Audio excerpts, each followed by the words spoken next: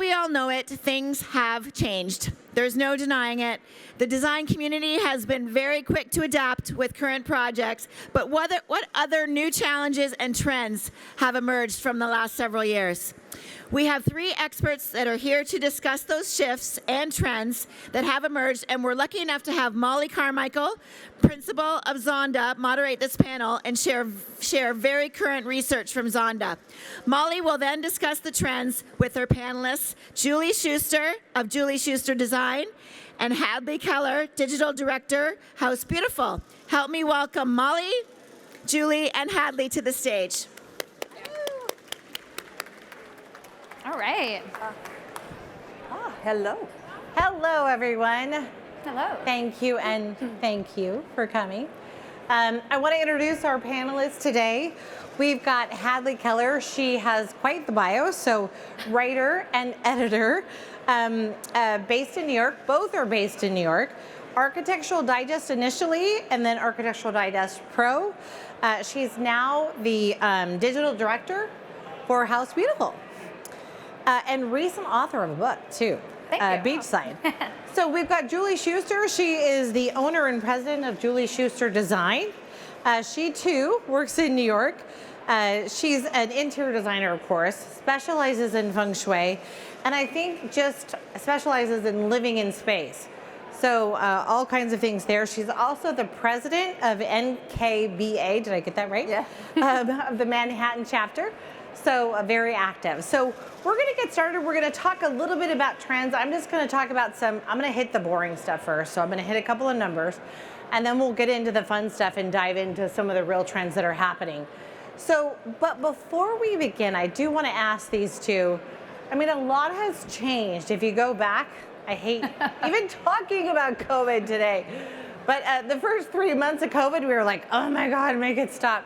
And now we're in this place where it's like, you know, I think I could be home forever.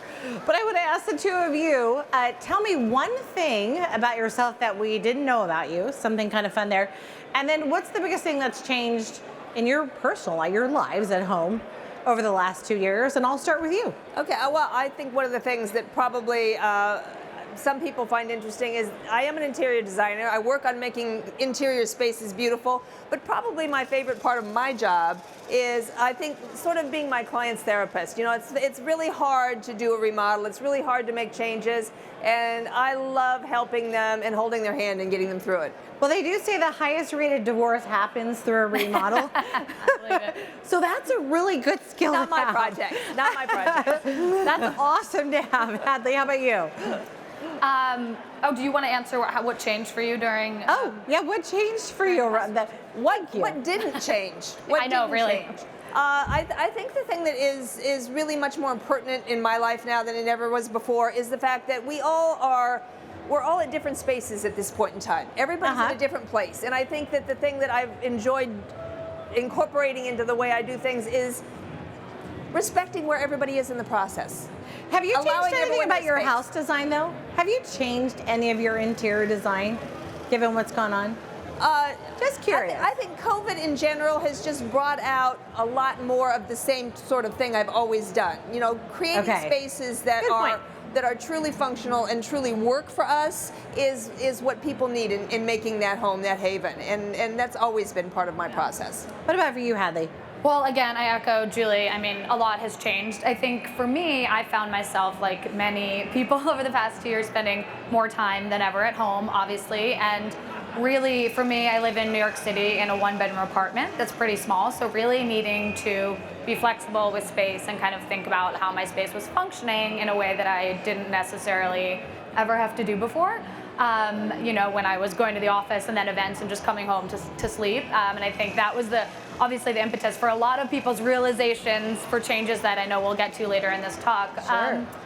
I think the one thing that people might not know about me is I am a very, very passionate opponent of the open floor plan. And I will take that to my grave, so we can get into that a little bit more later if we want. But I think the last few years have won more people to my side. I know, and I actually echo that that's going to change. So we'll talk a little bit about that. I would tell you, for me, I've reorganized every single room in the house. I've never had more organized drawers ever, and there's not like even a towel on the floor in my garage. Like, I'm so ultra organized, but I am a little neurotic. So so I actually lead a national consumer study, and we're going to talk about some of those results, but I think everything starts with people. How they live, as you were talking about, sort of life design, and understanding who your audience is just a really big deal. So fascinating for the designers out there in the world, and frankly, all of you are here looking at kitchen and bath and home design and all of that. We ask consumers the top motivation to actually move to their next home. Why would they move? Why would they make change? Number one, of course, is location, location, location. But the fascinating part, for the last 15 plus years, number two has been home design above price. And it beats schools, it beats green practices, it beats amenities, it beats accessibility. And really, when you think about it, the most important thing we would want to be doing if we were not here today, we'd want to be home with our family. Home with whatever family means to you. That interior home design just couldn't be more crucial, and I think how we live life today. So real quickly on some demographic shifts, even if the market were to shift, there's a lot of talk about the bubble and things are going to shift. In the last big shift we had, our demographics totally played against us. Gen X was coming into family mode, right? And that family mode was actually shrinking.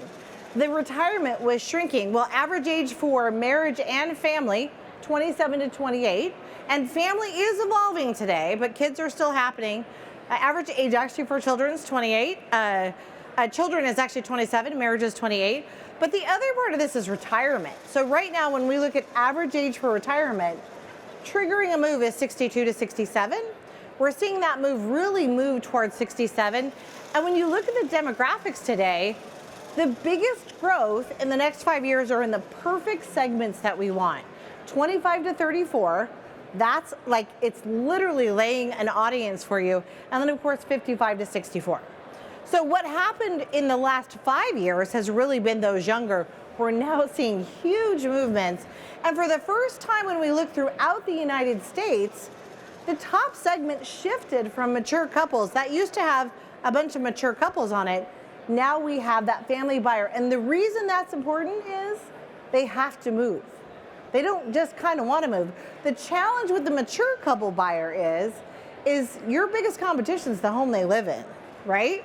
They don't have to move, and frankly, you're fighting with their memories.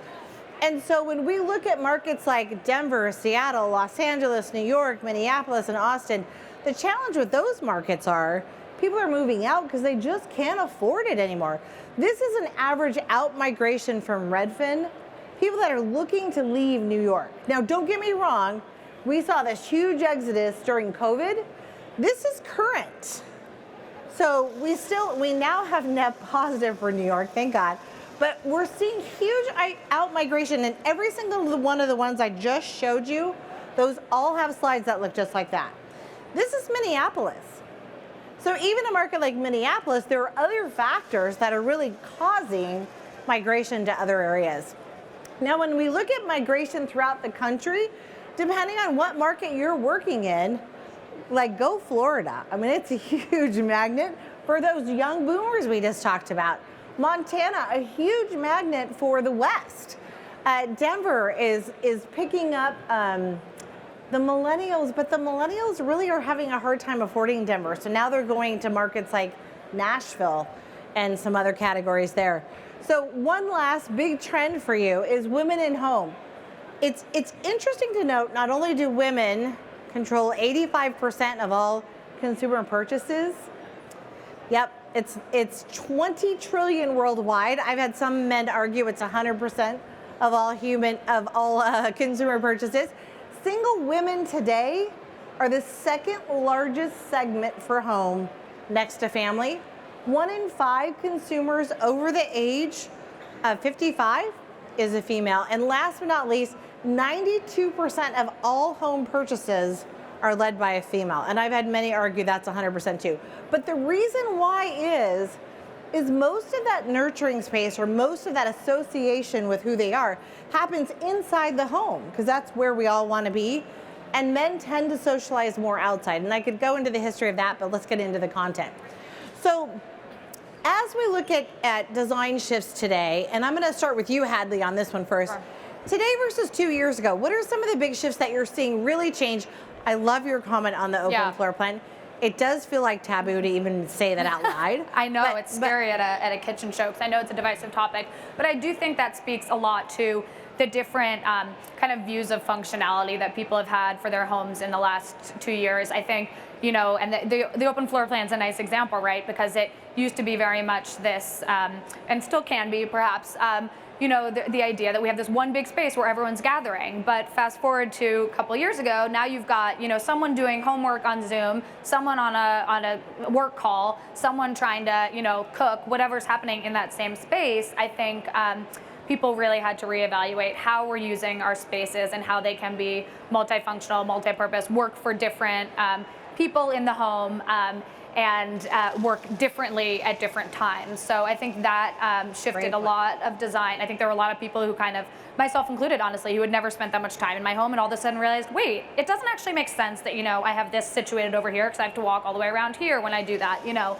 And then I think from a less technical standpoint, really personalizing, I mean, functionality speaks to this a little bit, but personalizing beyond the functionality too, you know, wanting to have surfaces, finishes, art, you know, furniture that speaks to you and is more bespoke to each client because you're in that space. You want it to reflect you. You want it to be a welcoming place for your family. And then I think, you know, definitely on a kind of larger scale, especially as we saw some of the exodus out of cities.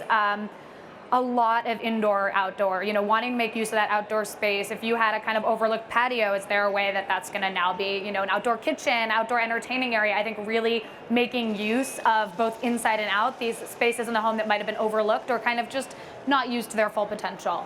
Those are, I think, the biggest ones we've seen. Great comments. My kids just turned up the surround sound louder when I'm on a work call, so it's definitely an office for me. How about for you, Julie? Well, the change that I think I've seen coming on much more strongly as time goes by is the focus on wellness design and the interest in it. You know, they talked about the fact a little bit earlier that I am a feng shui practitioner, and I found it fascinating to read an article that in KBB magazine just recently, Kitchen and Bath Business Magazine, is now talking about the resurgence of the interest in feng shui on Pinterest and feng shui decor. So having homes that nurture and support us is really something that we're all paying attention to. And maybe it's COVID, or maybe it's just the evolution of wellness design itself. Yeah. Because, you know, honestly, we used to think of that term as, you know, just making sure that the home was a tight envelope of clean air. Well, wellness is way more than that now. It's creating spaces that nurture and support us. It's creating spaces that function for us in the ways that we need to. That's wellness design to be. Well, and it's funny you talk about feng shui. For me, it's just balance, right? So it's living life in balance. So, so one of the big things that I'm seeing out there is, again, the first 3 months of COVID, we were like, oh my God, get me out of here. And now it's like, I don't want to leave. And so we're seeing this huge shift to cocooning at home. And Hadley, you mentioned that, you know, entertaining, you know, indoor, outdoor, that third place that we would always go somewhere else for is now moved to the home. What are some other things you guys are seeing in the cocooning world of things? Julie, what are you seeing? I mean, you're in Manhattan. I mean, there's not a lot of place to cocoon there, right? It's very cozy cocoon. Right? It's very cocoon-like. Yeah. Well, you know, like, what do you do to make that, you know? You know, living and working in a dense urban area the way I do, and the way a lot of us live, teaches us one thing that's very important. You know, space doesn't have to be huge to be functional and to be beautiful. Absolutely. It can, you know, you can live in a studio apartment by simply dividing it into your sections in your home and your different environments. So it really has a lot to do with making it the right way rather than just the big way. Well, one of the things they mentioned as we were talking about this, they're like, You know when you open up the dishwasher and it hits the island? That's not good. Oh my gosh, just the logical design, yeah. I think also another important thing to note when it comes to size too, and I think even with renovations, you know, with a lot of, and we might get into this later, the kind of delays for certain things, there are ways to really kind of upgrade that experience, make you feel cocooned to welcome in your home that aren't, you know, the whole soup to nuts renovation. I mean, even walking the show, you're seeing so many different elements of, you know, different faucets for a kind of spa-like experience in the bathroom or different finishes. You know, can you do radiant heat in your flooring? What are kind of smaller things that you can be doing that can be really changing your experience in an existing home? I think, you know, especially we have talked a lot at House Beautiful about some of that, you know, boomer generation thinking about aging in place. And instead of moving to, if you're not going to move to a new place, what are the things, what are the adjustments you want to be making in your existing space that can, you know, make it better to serve you ahead for the next 20 years? So more, and even just bringing in more of that natural texture, right? Absolutely, yeah. So safety means a lot, and it means so many different things. And it's safety at home. It's safety in air and water and all kinds of different things. What are you both seeing in the safety categories? Hadley, I'll start with you on this one. What are you seeing in the kind of safety solutions? And again, it means, I mean, most of us go to like, well, yeah, of course, everybody wants a remote alarm that they're going to check on their phone. But there's so many other categories. What are you seeing in this space? Yeah, you know, it's interesting. I mean, I think definitely, obviously, there's a whole world of kind of smart home security, and that genre has just adapted so much. I think even, you know, 5 years ago, seeing introductions of technology has grown so much more now. But I do think safety in a broader sense is not really that different of a conversation that we were talking about, of kind of comfort and, you know, even, you know, we're seeing, and accessibility even, we are seeing, we had a great roundtable discussion last year on this at House Beautiful with some designers about the rise in multi-generational living. Like, are you creating a home that can be suitable for a 5-year-old and also an 85-year-old? How are those? I think that's something that is going to be a really important, Julie, I don't know if you agree, but a really important challenge for designers of having to design, you know, not just for hard enough to deal with one client sometimes, but how that range. But you know, the important thing to remember, and this was something that really came home to me when I took my living in place training, is that what makes for a safe environment for a 5-year-old is also pretty much the same thing that makes for a safe environment for a 95-year-old. So you know, there is really just again, it's applying things in a smart way. You know, making bathrooms that work for everybody in this space, and you know, having a nice landing space if you're going to be getting in and out of a bathtub is really important if you are mobility inclined. But it's also really great when you're trying to lift a toddler up to put them in the bathtub safely and get them in and out. So it's really working with the ergonomics of the human being, really, is a lot of it. So this is funny. So when I was a builder, we did this huge soaker tub into model, and this sweet, petite Asian woman comes up to me and she goes, you know, ma'am, this tub might work for someone big like you, but I would drown in that tub. And I was like, it was a 90% Asian market. I was like, she's totally right. But anyways, you shared something on, you know, for having that mature buyer at home and the voice technology and some of that stuff too. I mean, that applies to this too. Do you want to share a little bit on that as well? Again, I think, you know, wellness design and technology, I think, go hand in hand. Totally. Because, you know, and safety, it all plays together. And you said it before as well, Hadley. You know, it was a matter of technology isn't really useful until we find a proper function for it. So when it functions for us and when it actually solves problems in our lives, that's when it's worth having. And that was the important thing about it. But the interesting thing that I was relating earlier to Molly was a couple of years ago, I was listening to Alex Cappuccillo. I don't know how, I'm sorry, I'm mangling his last name, but he's the gentleman that created Josh AI, voice-activated technology. And he was saying, young guy, you know, probably 30 years old at that point in time, multimillionaire for this, and he was saying that what blew his mind was when they realized that their demographic of interest for all of this voice-activated technology was not the younger generation, it was the boomer generation. And to me, that was one of those head-exploding moments where you realize, of course, people that are having trouble getting up and down a set of stairs or getting in and out of a chair are going to be the prime candidates that will benefit from voice-activated technology. And for me, it's just remembering groceries. like what I should be picking up. What about big city shifts? You're both in the heart of the biggest city. What are the big shifts you're seeing in the city? Hadley, I'll go with you on this. Oh my gosh. I mean, I think there's a lot. I think, as many people know, the real estate market in New York is pretty crazy right now. We thought everyone was leaving New York. Oh, prices are going down. That is not the case anymore. Definitely, people are looking to buy and rent. Both the rental and sales markets are strong there. What I think it really comes down to too, and obviously this is kind of the subject of this discussion, but what are the changes? I think how are people, if people are now buying maybe a 2-bedroom that would have bought a 1-bedroom because they're having an office. They're not going into Midtown, those spaces in Midtown Manhattan that maybe would have been more of a place where there was office space. If some of that office space doesn't exist, what's taking that place there?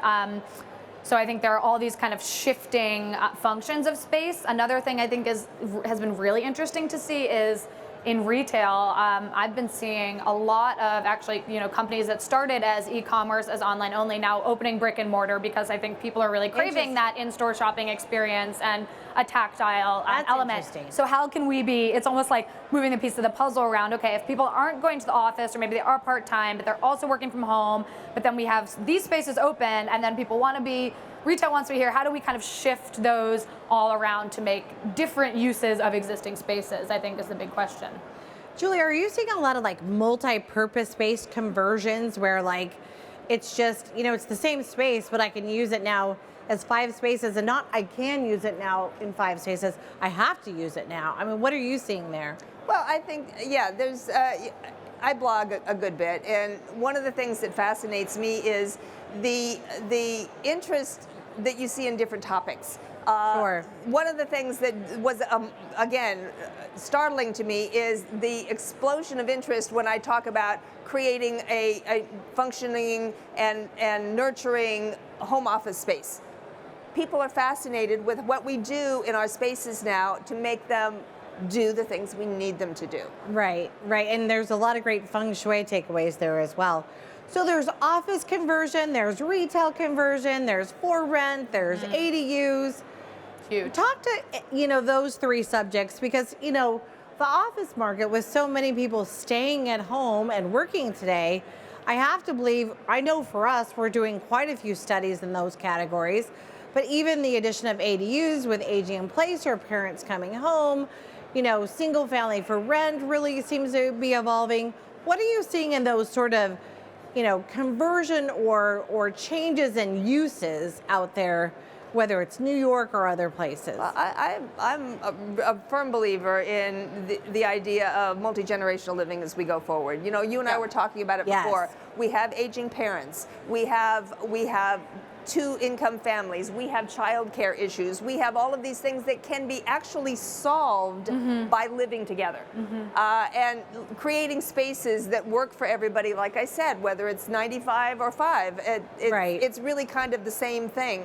Let's go ahead and make the home the space where multi-generational people can live, whether it's an ADU in the back or whether it's an addition and creating a master bedroom on the ground floor. How do we do it and make it work for everybody? Are you seeing any office conversion to home at all?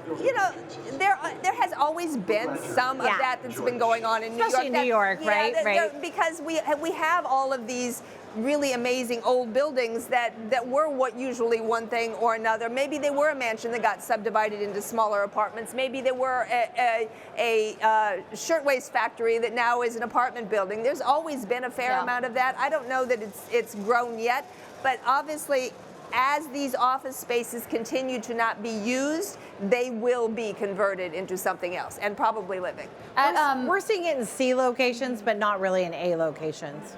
No, I was just gonna, at Hearst, our sister brand, Delish, which is a food brand, is converting some of our office space with, not as many people coming into the office they're designing a brand new, incredible test kitchen, which is an interesting kind of conversion, reallocation of space. But I think one of the other interesting things there is that initially the plan for this kitchen was going to be a lot more kind of commercial, and so one of the shifts they made after the past couple years was to make it feel actually a lot more kind of homey, feel like a home kitchen, because so many people have gotten really, used to that experience of, like you said, obviously cooking at home for themselves, but also instead of even going out, that's your entertaining space is the home. So kind of circling back to that being the new norm going forward is interesting.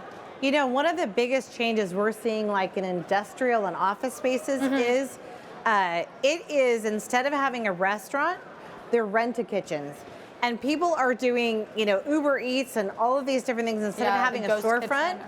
Yeah, it's insane the number of big chain restaurants that are going to these industrial kitchens and saying, I just need it for a few hours, and it's crazy what's going on there. Uses What about the second home market? I mean, there was like this big sort of fleeing to the second home market when COVID happened, and frankly, you could. With Zoom today, you could move to your second home market. What are you seeing in that category, Julie? Well, obviously, there is a huge segment of the New York population that did go out to whether they had a second home or whether they acquired a second home. And I think that in a lot of cases, that's going to be the home base. There may be a need to return to the city, but I see that as being probably a resurgence of the pied-à-terre apartment or the couple-day-a-week apartment, and the beach house or the country house then becomes home. We've actually seen sort of those tertiary locations, or what I'm going to call a little bit rural fringe, go up about 30% as far as seeking that out. And the home values by us have doubled in some of those locations. What about for you, Heather? No, I think the same thing, and I think it's fascinating. You know, we talked about the kind of comfort, and I think that's kind of what it became, right? Being able, I can be anywhere. I want to be where I'm happy, and if that's often my second home, my weekend home, whatever, vacation home, I want to be there. And I think now the reality is, like you said, like those will probably be the home base. You think, oh, well, then why would I be, 5 days a week in the place I don't like if this is the place I like and the place I want to invest in long term and be making renovations to? I also think what's really interesting, though, for designers and a lot of my designer colleagues and friends is how that shifts where your projects are. I mean, I have a good friend who had an office based in New York. 90% of her clients were in New York. After the last year, she moved her office to Palm Beach because 90% of her clients were in the Florida area. So thinking about the larger implications of that for the professionals who are working with, how does this, how flexible can you be to be working in different locations as people are living this way? For the investors and remodelers in the crowd, I mean, that's going to be a continued very strong trend for sure, because what we saw is in those second home locations, people just saying, hey, this is no longer like 4 weeks out of the year. Right. I'm going to be here 6 months out of the year, and this is kind of cool. And you'll invest in it. Exactly. So we probably already covered this one, but those moving to the burbs and the fringe, many did in the first year go to the burbs, but we are seeing some permanent shifts going to the fringe, and that's about affordability. So we talked about health solutions, mental health, and design solutions there. 55% of adults are experiencing mental health issues since this whole pandemic, and there's so many design solutions for this. Why don't you talk to some of those things? I know you're very passionate in that category of how you make, wellness and healthy living at home. Well, again, I think that as I was saying before, wellness has evolved in such a way that it's really talking a lot about not only the space and the cleanliness of the air and the ability for it to be healthy for us from that perspective, but it has to be healthy for us from an emotional perspective as well. It has to nurture and support us, and this may be decor, this may be bathroom safety, this may be multi-generational setups so that family can come and visit or family can stay. Or it may be really things that are just as basic as when you renovate the bathroom, making sure that your tile design has a horizon line in the design that you're putting on. Because guess what? That is a great way for you to not have a dizzy spell in the bathroom, whether that's because you have a fuzzy head cold or because you're an aging person that might be having diabetic issues. That's just a safety issue again. What have you seen, Heather? Yeah, I mean, I think that's a huge issue and something, excuse me, everyone has grappled with. And I do think designers are, we talk a lot, and you joked about it earlier, about designers being, kind of part-time therapists. And I do think they really obviously have a lot of potential to help here. One of the other categories you didn't mention, Julie, I definitely agree with everything you said too, is organizing. And I know you talked a little bit about Molly, but I think, we just did an interesting story at House Beautiful recently on why we become so obsessed with organizing over the past 2 years, and what that means. You talk to a lot of psychologists that's a real way of kind of feeling in control and feeling calm and creating a space that Shocking. where you feel that everything is in its place and you can find things and you can navigate easily. It may sound silly to say having a new closet is going to help your mental health, but realistically, that creating a sense of order and making sure your home is functioning, whether that's you doing that as a homeowner, as a designer, helping someone to find the way that their home can work best, I think that can often be a very, very valuable thing mentally for The people. demand for the pantry in the kitchen. Absolutely. For sure. Yeah. Well, and I think for me working at home, I have to have everything organized, frankly, so I'm thinking about work. So that organization is Right. such a crucial part of just concentration, not just for me, but for my kids and so on. Great point. So what about the trends that are trending out? What are you seeing as far as trends trending out at Yeah. this point? I mean, I have to say, I say this one, and it's like such an all-encompassing thing. the great The umbrella term, which is, I just think really like personalization in homes. And I think I know that maybe sounds vague, but I think it happens in multiple ways, right? Like in the functionality, like investing in solutions again that now your home, the solutions that really work, whether that's organizational or like just the layout of your kitchen. I can't have my stove next to my microwave because I'm usually cooking dinner at the same time my kid is microwaving something, whatever. That, from a functional standpoint. But then also, again, homes, I think we've started to value our homes where we want them to reflect us. We want them to be a place we're proud of, that we can welcome people in, entertain in. So finding things that are, different and interesting and reflect ourselves. And then I think the other thing too that we did touch on a little bit is really definitely that kind of having that outdoor space. And if you don't, we also saw a massive uptick in sales of houseplants over the last few years. People wanting some of that greenery in their home if they're in an urban area or don't have an outdoor space. For sure. Walking around the show here, I think half the booths have some sort of greenery element. So I think that incorporating nature, absolutely as well. I could go on for days, so I'll stop and let Julie talk about some. Yes. Trends that are moving out. I think that really it's just a matter of, as Judith Hadley was saying, it's not necessarily going with what everyone else is doing, but Right. creating a space that works for you. Personalized. The white on white kitchen may not work for you. Yeah. Just because other people have done it, that doesn't mean that that's what should be in your kitchen. And that's really, I think, a lot of what I see. People Yeah. are just wanting to be individuals. So I'm going to make a big statement. It's almost like the great room statement going out, open floor plan. I actually think the big industrial appliances are going to trend out.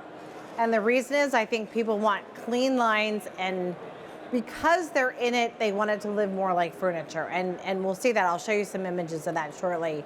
The role of tech and design, we've talked a lot about tech, I think, already in our discussion, but any big highlights there as far as tech goes? I mean, how important is that when you're doing the interior design? Do you think about that? Is that like, no, I'm going to let them cover that, or how do you sort of play to that? I start talking about the technology the minute I'm meeting people. As we're walking through the space and talking about what it needs to be, we're talking about, or I'm probing for what sort of technology is going to be important to them. What do they really need to have, and what's going to be, again, what's going to function, what's going to make their lives better. Well, and I think of technology simply as life beautiful. It just makes life better. Yeah. What But it about has for you, to. I Heather? think that's It the has thing to. is, I think, and now I think we're getting to a better place with it, but again, earlier days of some kind of smart home things, it felt a little clunky, and it's like, if I have to download another app to go do something, I think really where this is helpful is when it's streamlined and when it becomes an easier step, not an additional step you have to take. But again, now, at this point, the possibilities are endless with how you kind of can incorporate that, and especially now with homes becoming, workplaces, places you're working out virtually, you're doing all this, there's so many different options for all kind of, whether it's the office, the home gym, the kitchen, the bath, whatever, Right. so many different options there. Well, and COVID certainly catapulted us into, Absolutely. I want to have this, to we're now living in it. I need it, yeah. Well, and the other important facet for me is, when you're doing technology in the home, I think the other thing is you got to have a great integrator. There's got to be some place, were Agreed. talking about making things simple. Yes. I can't tell you, at least 3-4 times a year, I'm reaching out to my integrator to help me troubleshoot X or Y or Z. So having somebody that's really great on the back end is an important part of the process for me too when I'm putting tech into a home. I will tell you on the home builder side, there's about 1 in 5 who does not want you to touch their technology. They feel like it's a little big brotherish and they really want to set it up, but the majority do want and expect it, no longer a premium, they expect that you're going to do something in that category. Just to cover a couple of things, I want to talk about some big picture trends. We talked about from a master plan perspective, when you're looking at how you program things, one of the fascinating things that we're seeing out there from a technology perspective is just the change in how we play. Adults and children alike, if you look at the top things that people want in their community, game room is number 3. And one of the things you'll also see is game room or gaming places are like the parks and playgrounds that we all had growing up. And while I know that's not a popular subject, and I hate when my kids game, we've talked about that, at the end of the day, virtual learning, virtual teaching, virtual playing is our future.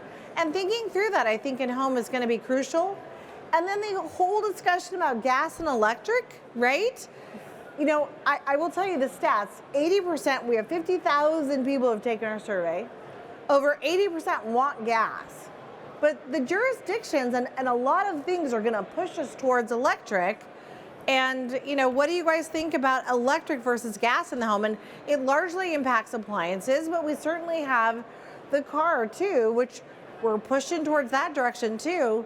Gas or electric? Hadley, pick. Where do you think it's going to go? Well, I mean, Julie can probably speak to this more directly than I can, but I know, I mean, in New York now, all new builds are getting electric. You don't have a gas stove if you're looking in a new development. I, as a cook, do kind of like the gas, but there are benefits to electric, and I think that's a big thing that we didn't totally touch on throughout this panel, but I think there's a thread of it is moves towards sustainability. I think those are definitely big. It's a bigger factor than it has been ever before for people in building, and I think that plays into that. But I'm curious what Julie has. Well, you know, having had the opportunity to very, very early in the game get an opportunity to go to demonstration kitchens and actually work with and cook on induction, I became a convert very quickly. I mean, you don't, at the beginning it sounded a little, you know, wabi-sabi or a little woo-woo, but the point is once you actually do it, it is amazing. And did the BTUs get as high? I mean, can you really get the heat element like that? You absolutely can. Because you didn't used to be able to. Well, now the technology is so much better. That said, you know, I do most of my work in New York City. A lot of the buildings that I'm working in are kind of old. They're pretty well maintained, but the electricity in a lot of cases won't allow for me to have induction in apartments. So, you know, that, whereas I do think it's a huge component in wellness again, and living in place and being able to age in place gracefully. It's much safer. It can cook just as well. So if I can have it, I would, but I can't always. I will tell you the numbers are still higher for gas, sorry. But electric is coming, and it's going to, we're going to get pushed towards electric no matter what. So we're going to wrap up here, and we top trend takeaways. Have them. I mixed up the question. I told you my trends that I thought were happening in the last one. I was wrong. Okay, so what I think is going. You hit one that was going away in the beginning. Yeah, so I did my trend of going away, which is I've long not loved the open floor plan. I think the past few years I've earned some people to my side. I think it's more about, you know, creating spaces that can be multifunctional and places where you can go and do different things instead of having the one massive open space. From a decorating perspective, also it's just more fun. You get more wall space and you can do more things. So I'm gonna stick to my guns and say that we're gonna see petering out in that. No, that makes sense. And Julie, I'm gonna let you talk to some of these slides. These are top takeaway for trends.